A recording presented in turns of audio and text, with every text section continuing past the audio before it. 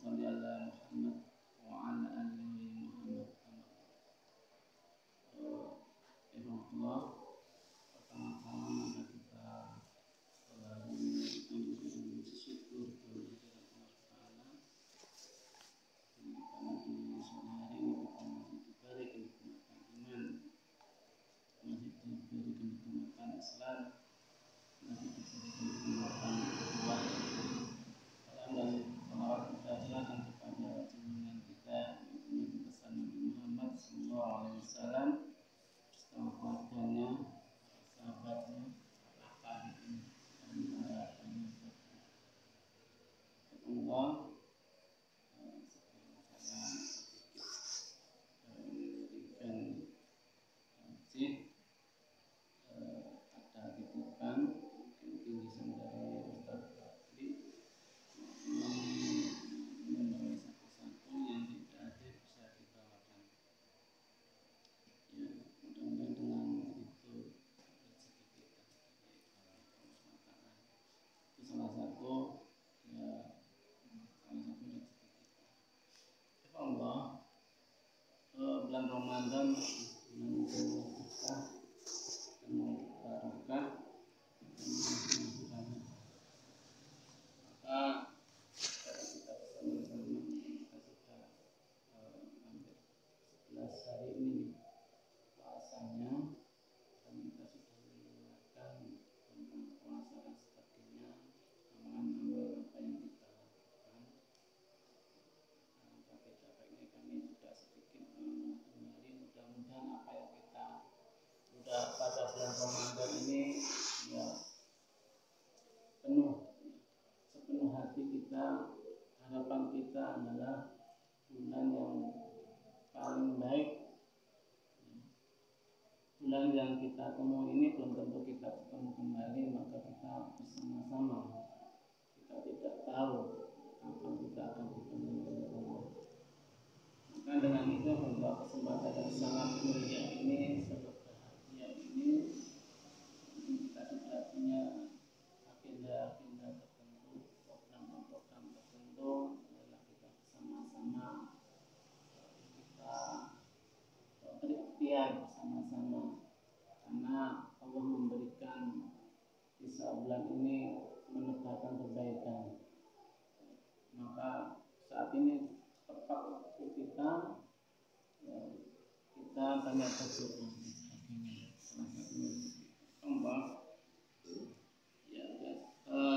Amalan-amalan apa pada bulan Ramadan ini sudah disampaikan Cid dan berbagai ustaz, tapi tidak sama mengulang kembali. Mudah-mudahan bisa mengingatkan kembali program-programnya yang kita lakukan. Yang pertama adalah makan sahur dengan mengakhirinya. Para ulama telah sepakat tentang sunahnya sahur itu untuk puasa, meskipun demikian tanpa sahur pun puasa tetap punya. Jadi Allah mencandakannya, harapan kita lakukanlah sunnah ini karena begitu pahalanya juga begitu besar. Walaupun kita yakin saat kita puasa bangunnya terlambat dan sebagainya, sampai kita bangunnya pas hari subuh, kita inilah intinya sahur memang penuh keberkahan. Dalam hadis di sini disebutkan begitu pentingnya sahur, karena sahur itu adalah sesuatu yang menjadi berkah. Saat kita minum, walaupun kita hanya minum air putih, kita tidak insaf, masih ada waktu yang masih tidak di subuh, ada ya, kita lakukan. Yang kedua yaitu berbuka dengan menyegerakan. Kita ada azan segera, maka bersiap-siap segeralah kita makan. Nabi SAW bersabda, umatku masih dalam kebaikan selama mendahulukan berbuka. Hadis Bukhari dan Muslim. Menginspirasi. Saat kita dekat azan itu kita Kalau hari biasa saat mustajab doa itu saat mau bisa dikatakan hampir mau azan maghrib. Kalau saat kita bulan Ramadan itu semua hari waktu adalah mustajab pada bulan Ramadan. Tapi bahwa ini gambaran-gambaran yang sering bisa kita lakukan waktu sebelum Ramadan. Kita siap sebelum maghrib kita banyak istighfar, banyak berdoa dan sebagainya. Maka setelah sholat maghrib azan kita balik niat maghrib. Kita sudah ke masjid kita banyak istighfar dan sebagainya. Itu waktu-waktu yang mustajab, waktu yang intinya pada hari sore. Kemudian yang ketiga yaitu berdoa ketika berbuka. Kita sering kita berdoa, insya Allah dan apa yang kita lakukan adalah makan berdoa. Dengan kita berdoa akan diterima. Yang keempat yaitu memberi makan orang yang berbuka. Alhamdulillah salah satu di sini bagi kita saat kita ada memberikan buka puasa mudah-mudahan yang memberikan itu akan mendapatkan pahala yang seperti orang yang berpuasa, walaupun pahala yang puasa itu tidak dikurangi orang yang memberi buka puasa. Jadi Allah itulah yang di sini digambarkan oleh beberapa para ulama. Siapa yang memberi makan saat berbuka untuk orang yang puasa, maka dia mendapat pahala seperti pahala orang yang memberi makannya itu, tanpa dikurangi sedikit pun dari pahalanya. Hadis Bukhari At-Tirmidzi. Walaupun tidak banyak, mungkin di rumah juga ada tetangga kita ngasih satu mangkok bola dan sebagainya, ya, kita sekedar kemampuan kita seperti apa tidak ada banyak orang ya. Jadi Allah memang agenda ini memang kalau tidak dilakukan ya kita akan terlalu memang penting sekali.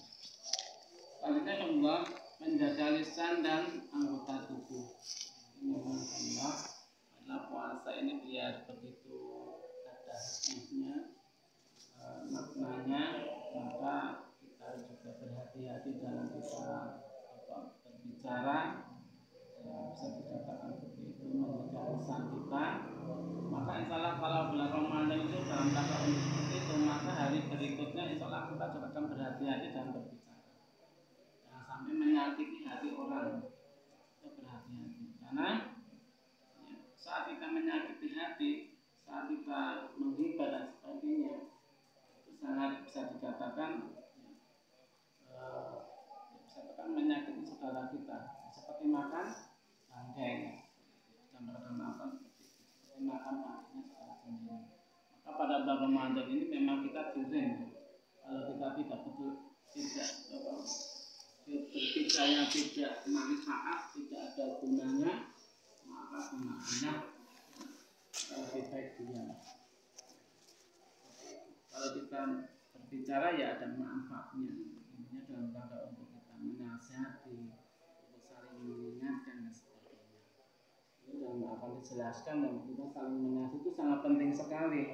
Ya, terkadang kita candu kepada saudara kita, teman kita. Maka saat ada teman yang melakukan kesalahan itu pantasnya kita memberi nasihat. Jangan rasa terkejut. Karena teman-teman kita adalah seperti kaca ya, kaca pemilam yang bisa melihat kekurangannya adalah teman-teman kita. Tapi kita merasa seakan-akan baik terus ya apa yang kita lakukan. Tapi kalau ada yang ada penilaian teman kita, itulah saudara kita yang betul-betul baik saat kita melakukan kesalahan kita diingatkan. Tapi mereka dalam rangka untuk kebaikan yang itu dalam surat Al-Asr sudah jelas nih. Al-Asr innal insana lafi khusr illalladzina amanu wa 'amilus shalihati wa tawassaw bil haqqi wa tawassaw bis sabr. Demi masa sesungguhnya manusia dalam keadaan rugi ya, kecuali orang-orang yang beriman, beramal saleh mentaati kebenaran dan menasihati untuk menempati kesabaran. Ini sangat penting sekali. Maka tidak mudah mencari teman seperti itu. Saat kita salah, ada yang mengingatkan. Ini sangat penting.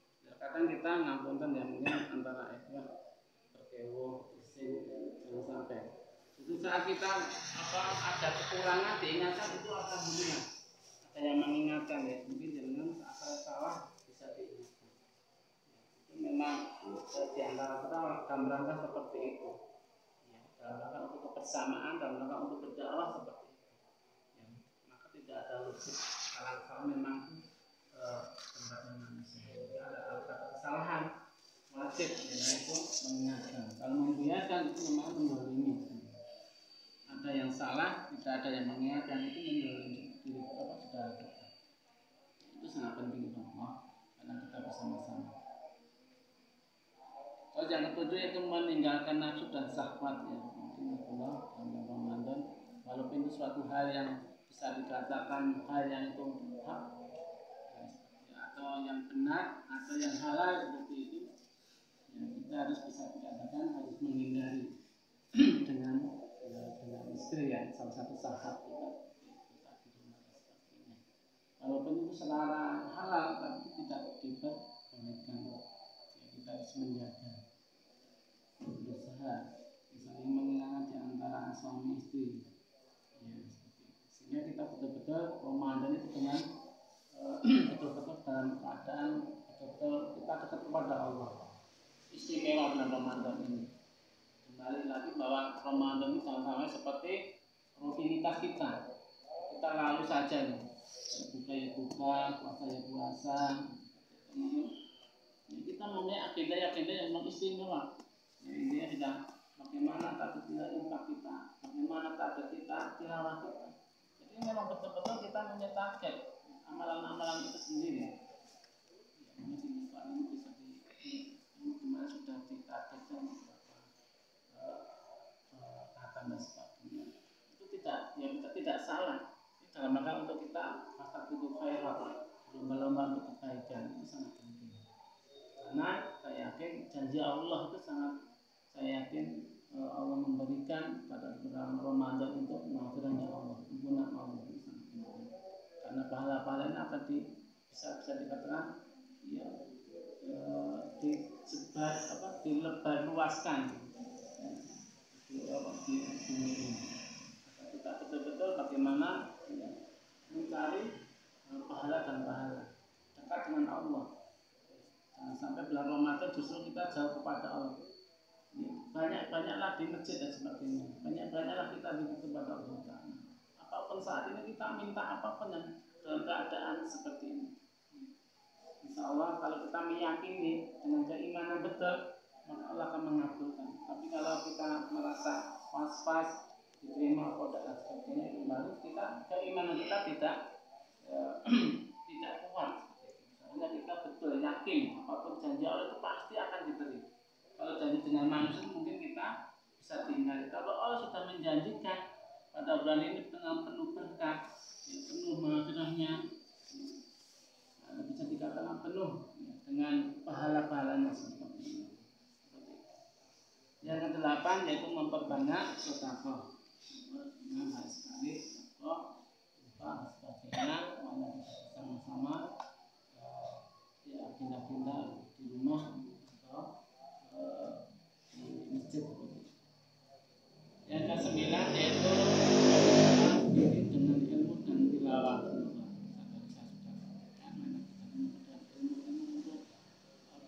Ghirah semangat kita, kedekatan kita kepada Allah. Ilmu-ilmu yang menyangkut ruqyah kita. Jangan sampai ruqyah justru kita menjadi gesang pada Ramadan, justru kita meningkat. Banyak saudara-saudara kita saat kita Ramadan berdua ke masjid, kita sebagai orang kader dakwah, bagaimana kita dari awal sudah digembleng ya. Ini berapa tahun kita ngaji. Maka betul-betul efeknya sudah ada. Seperti efeknya dalam gemblengan kita ini harus ada. Bagaimana kita semakin baik dalam kita dekat kepada Allah.